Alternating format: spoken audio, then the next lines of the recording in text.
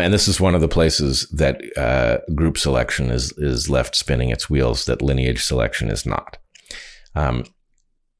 There are many, many circumstances in history, in fact, I would argue probably most circumstances, in which an individual's fitness is not a strong contributor to how deeply their genes will be lodged into the future, right?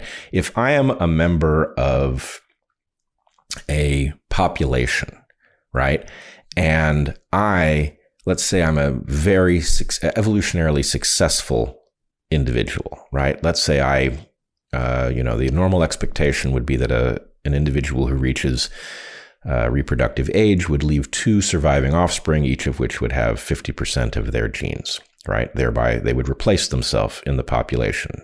That's the average. Let's say that I beat that by 50 times. Okay, so instead of leaving 2 surviving offspring, each of which are 50% like me, I leave 100 offspring who are 50% like me. I've done very, very well, right? But my population has been rendered feeble by my behavior. My selfish behavior within this population has made it vulnerable to its enemies, and its enemies overwhelm it and destroy it. Yeah. Well, what's my fitness now?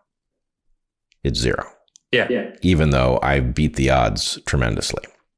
Mm-hmm. So what this means, and then let's reverse that example and say, okay, what about a lineage in which individuals are willing to make sacrifices? Indeed, some will make the ultimate sacrifice in order to make the lineage strong.